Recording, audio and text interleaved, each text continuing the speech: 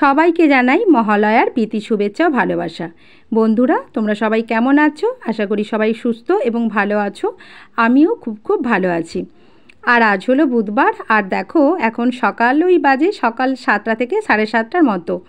এক কাপ চা নিয়ে বসে পড়েছি সব্বার সাথে। বেশ ভালোই লাগে এই সকালটা সব্বার সাথে বসে চা খেতে।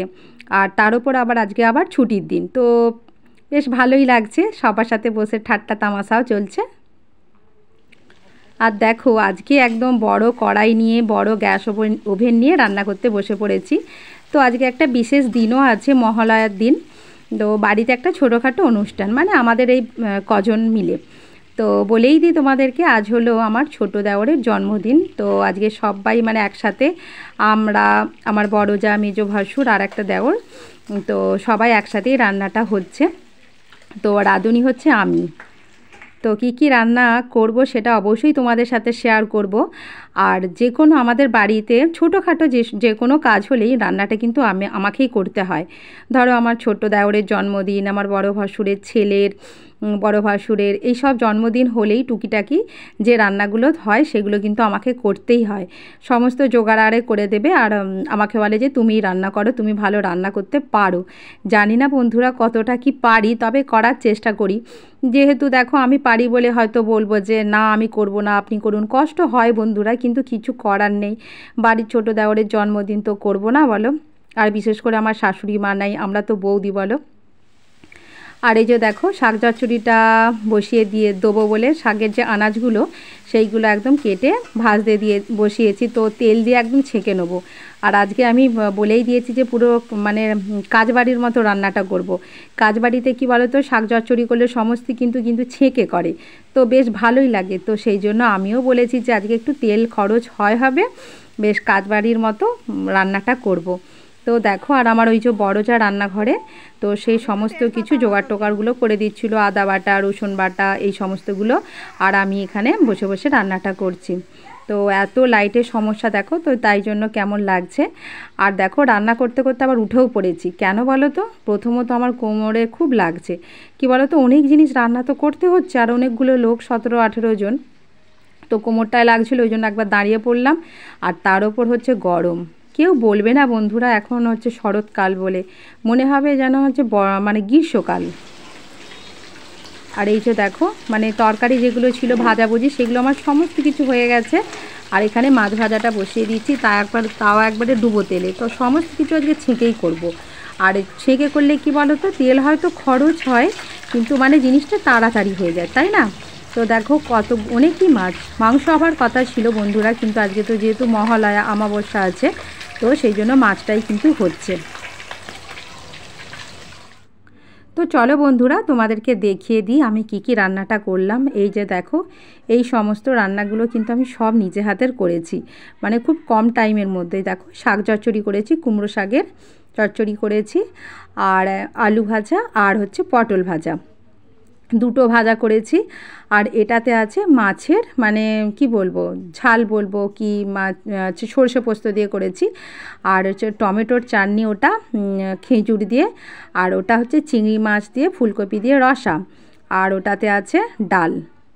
আর ওখানে দেখো পাঁপড় ভাজা আছে, তো ওটা হচ্ছে বড় যা করেছে, শুধু পাঁপড় ভাজাটা বড় যা করেছে।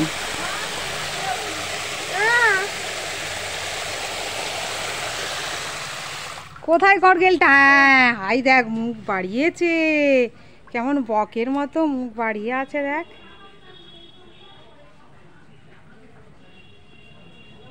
এই যে আর বাড়াস নি, আর বাড়া। এই যে দেখা যাচ্ছে গড়গেলটা, এই যে মুখটাকে বের করে কেমন আছে দেখেছিস?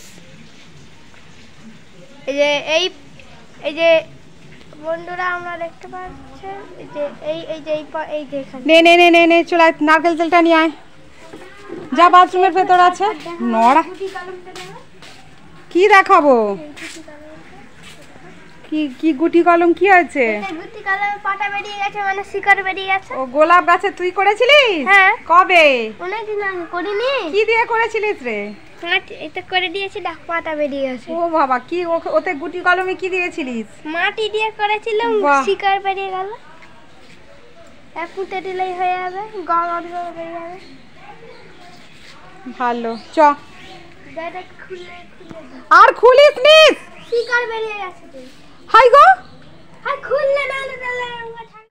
ছেলেকে স্নান করিয়ে আমিও নিজে স্নান করে চলে আসলাম এখন ঠাকুরের পুজোটা আনতে। তো আমাদের একদম বাড়ির পাশেই মন্দির, সেখানেই পুজো দিয়েছিলাম। তো এখন বাজে 2টো। তো দেখো মন্দিরে চলে আসলাম, আর এই হচ্ছে আমাদের ঠাকুর। তো বছরে আমাদেরও পালা পড়ে 10 দিনের মতো করে, এই হচ্ছে ঠাকুর। আর এই যে দেখো ঠাকুর ঘরের যে পাখাটা কিন্তু চলছে, মানে দিন রাত সবসময় কিন্তু পাখা একটা চলে। আমাদের যেমন গরম লাগে ঠাকুরেরও সেই রকম গরম লাগে, তো তাই জন্য পাখা একটা চালানো থাকে।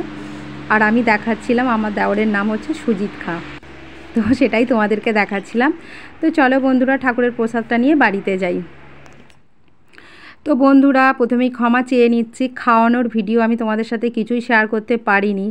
তো তোমাদেরকেই বললাম যে যখন ঠাকুরের প্রসাদ আনতে যাচ্ছিলাম 2টো বেজে গেছে। তো এসে বাচ্চারা খেতে শুরু করে দিয়েছিল, আর অনেকটাই এখন বাজে 3:45 মতো। আর বসে বসে ওই যে রান্নাটা করেছিলাম না, তার জন্য কোমরে প্রচণ্ড যন্ত্রণা হচ্ছে আর মাথা ধরে রয়েছে, তো খুবই কষ্ট হচ্ছিল। আর তারপরে খাওয়ার পর কিছু বাসন ছিল, সেইগুলো দাঁড়িয়ে দাঁড়িয়ে ধুয়ে নিয়েছি রান্নাঘরের ভেতরই বেসিনে। আর এখানে আমার বড় যা মুছে নিচ্ছে, আমি বড় যাকেই বললাম যে আপনি একটু মুছে নিন, আমার একদম ভালো লাগছে না। তো দুপুরে একটু রেস্ট করলাম, ওই 1-1.5 ঘন্টার মতো শুয়েছিলাম। তাও এখন বেরিয়ে পড়েছি কেনাকাটা করতে। তো দেখো ছেলে অস্থির হয়ে পড়ছে, ও একটুও মানে মানে দুপুরের টাইমটাতে সারাক্ষণ ডাকছে, মা ওঠো, কাপড় পরো, কেনাকাটা করতে যাব, হ্যানা ত্যানা করে, মানে ওর প্রচণ্ড মানে আনন্দ হচ্ছে।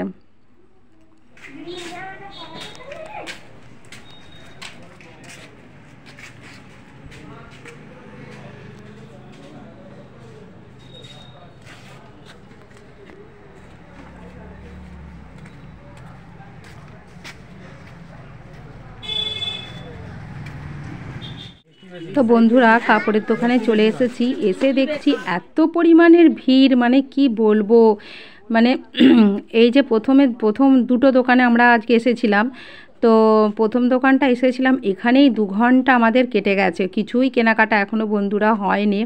তো এত বিরক্ত লাগছিল, তার উপরে আজকে আবার জলটা নিয়ে যায়নি, মানে শুধুই বড় ব্যাগ নিয়ে যায়নি। তো খুব কষ্ট হচ্ছিল, খুব গরম।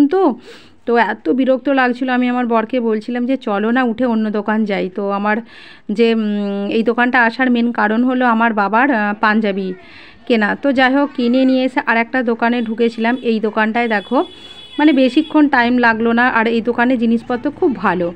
এখন সমস্ত কিছু কেনাকাটা হয়ে গেছে, এখন শুধু বিলটা করব আর বাড়ি যাব। আর এখন বাজে মোটামুটি 9:30 মতো, তো 9:30 থেকে একটু বেশিও হতে পারে। তো প্রচণ্ড মানে কি বলবো, খিদেও লেগেছে আর এত মাথার যন্ত্রণা হচ্ছে। আর এই যে দেখো ঠাকুর হচ্ছে প্যান্ডেলে চলে যাচ্ছে, এখনও ঠাকুরের সাজ রং টং কিছুই হয়নি, ওই মানে প্যান্ডেলে গিয়েই হবে। আর এখন যাচ্ছি বাড়ি। তো রাস্তা দেখো মোটামুটি লোক আছে, পুজোর বাজার যেহেতু শুনশান হয়নি। তো এই হচ্ছে আমাদের রাস্তা সেনহাট। তো যারা আমার ভিডিও দেখো যদি জানো যে রাজহাটি সেনহাট মানে সেনহাটের রাস্তা, তো অবশ্যই কমেন্ট করে জানিও যে হ্যাঁ আমিও জানি এই রাস্তাটা। তো এইটা দিয়েই বাড়ি যাওয়া যায়, মানে 2টো রাস্তা দিয়ে যাওয়া যায়। তো মেন রোডের ওপর দিয়ে আমরা যাচ্ছি। আর আমাদের এখানে রাজহাটির বাজারও বেশ ভালোই ভিড় আছে, আর আমরা খানাকুলেই গিয়েছিলাম। আর মাঝে মাঝে ক্যামেরাটা একটু থরথর করছে, যে এখন রাস্তার ধারে সেই মানে 2-3টে করে বিট করে দিয়েছে না, তো তাই জন্যই ক্যামেরাটা ওরকমভাবে দুলছিল। তো চলো বন্ধুরা যা যাক। দেখলি গেটটা খোল, পুরোটা খুলে দে। তুমি বেশি বকনি তো। শুভ বিকাল বন্ধুরা, তোমরা সবাই কেমন আছো? আশা করি সবাই খুবই সুস্থ আছো, ভালো আছো। তো আমি এইমাত্র স্কুল থেকে ফিরলাম, আর এখন বাজে 4:20 এইরকমই হবে। তো কালকের যে ভিডিওটা কেনাকাটার ভিডিও কিনতে গিয়েছিলাম, তারপর বাড়ি আসলাম 9:30 বেজে গিয়েছিলো, তো ভিডিওটা শেষ করা হয়নি। তারপর সকাল থেকেও ভেবেছিলাম যে ভিডিও তোমাদের সাথে কথা বলবো, কিন্তু বাবা প্রচণ্ড ব্যস্ত ছিল, মানে আমার দিনটা কি বলবো। তো যাই হোক এইমাত্র স্কুল থেকে ফিরেছি। তো দেখো এখনো স্কুলের শাড়ি কিছুই ছাড়িয়ে যে বসে আছে, আর চুলটা ভিজে একটু খুলে দিয়েছে, সারাক্ষণ তো খোপা করা ছিল, তো তাই জন্য। আর ওই যে জামা কাপড়গুলো দেখো যেগুলো কিনেছিলাম, ওই যে দেখো তোমাদেরকে একটু দেখাচ্ছি, যে দেখো ওইখানে 3টে ব্যাগেতেই আছে সমস্ত কিছুটা। এখনো বের করে আমিও দেখিনি, মানে কাল যা দোকানে দেখেছি সেই এখনো কাউকে দেখাইও নি আর দেখিও নি। তো তোমাদেরকে অবশ্যই দেখাবো কি কি কিনেছি না কিনেছি, মানে অনেক টাকারই কেনাকাটা হয়েছে, তো সবই তোমাদের সাথে শেয়ার করব। তো বন্ধুরা কি আর বলবো, তো চলো ভিডিওটা এখানেই শেষ করছি। ভিডিও তো শেষ করতেই হবে বলো। তো সবাই ভালো থেকো, সুস্থ থেকো, আর দুর্গাপুজো খুব খুব খুব করে মানে আনন্দের সাথে কাটিও, এটাই আমার কামনা বাসনা বলতে পারো। তো চলো টাটা বাই।